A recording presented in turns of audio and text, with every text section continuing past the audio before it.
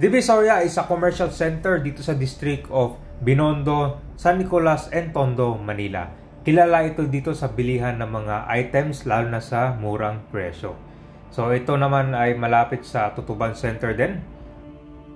Pagsapit naman dito ng alas 5 ng hapon, ito na ay nagsisimula para sa night market. So hanggang kinaumagahan yan. So ngayon naman mag-update dito sa Divisoria after ng night market. So mga 6 AM na ito. Tingnan natin yung sitwasyon ngayon.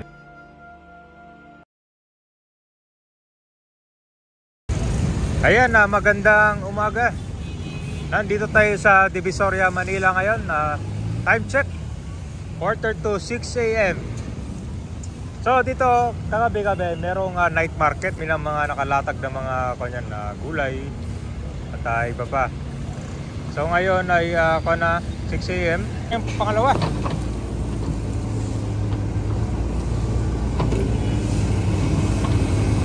Ang kasunod dito sir, yung fire truck. Oo.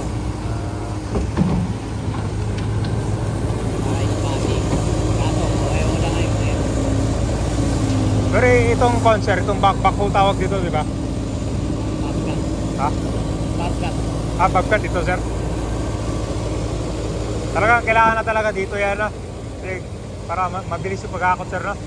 Kaysa mano-mano.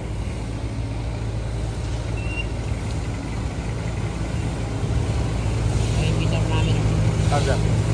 Okay.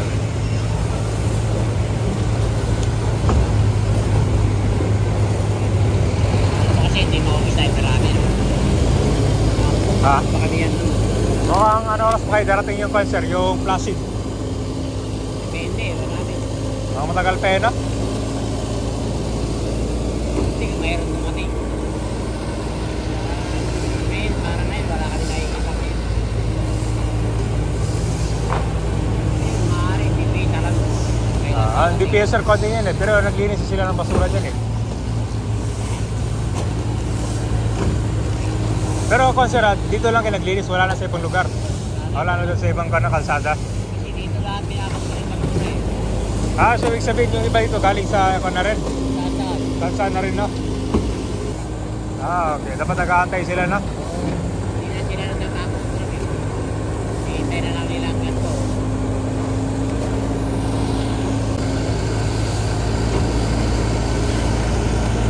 Anong problema? Dire-recycle yung iba, no? Ito na ito. Bakit na yan sa basura lang?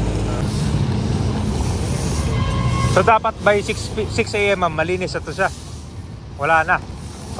Anong oras yung target yun dito? 7:30 malinis ito. 7:30. Matapos na kami nito eh. Pagtapos niyan, magre-replace. Kumbaga parang babalik pa dito. Oo. Hanggang dumaan yung ano. Kaya mga quarter, mga 8 na ata. Yan na yung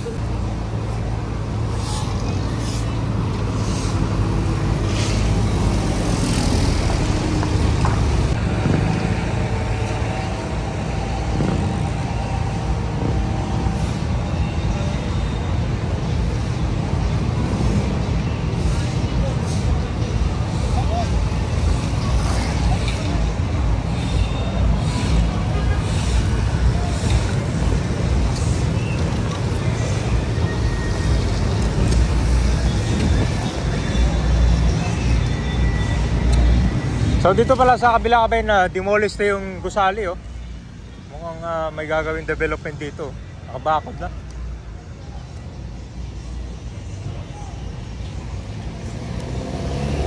So traffic update dito.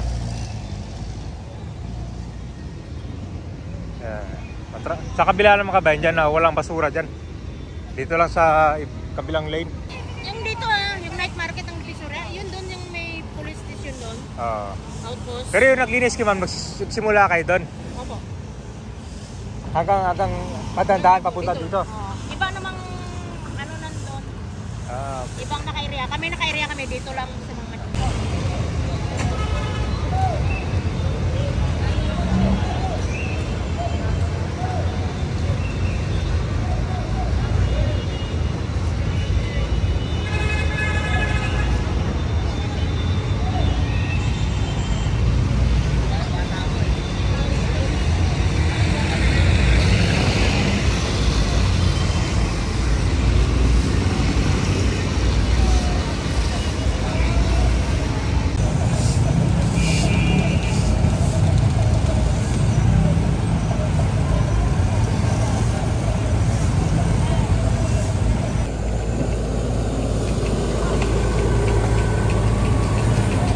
So talagang gumagamit kayo ng camera. Di ba backhoe to, ma'am, no?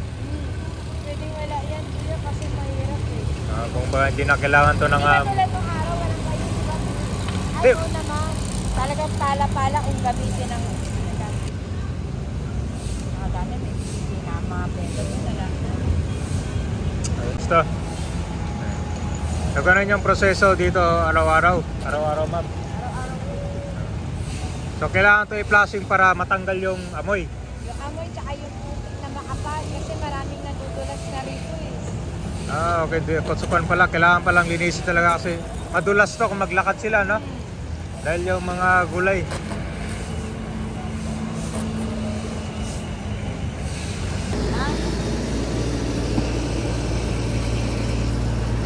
Alright, so nandito na tayo sa Divisoria ulit. Mas marami na rin pala, oh. Yan, so ito nagbubukas mga konsiguro to, alas 8 hanggang maggabi na yan.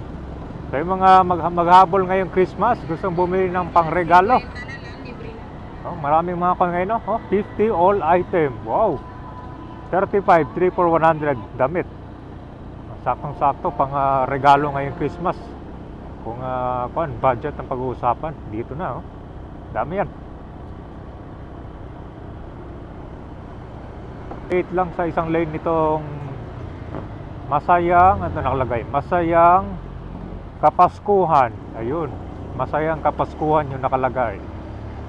So, tingnan natin ngayon na. Bumalik lang tayo mga 12 minutes. Malinis na dito.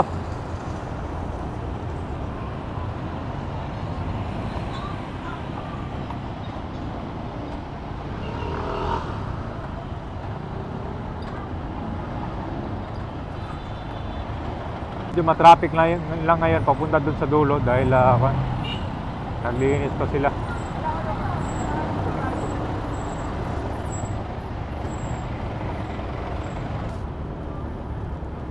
Di ba? Napakabilis ng kangkabay, nakson, no?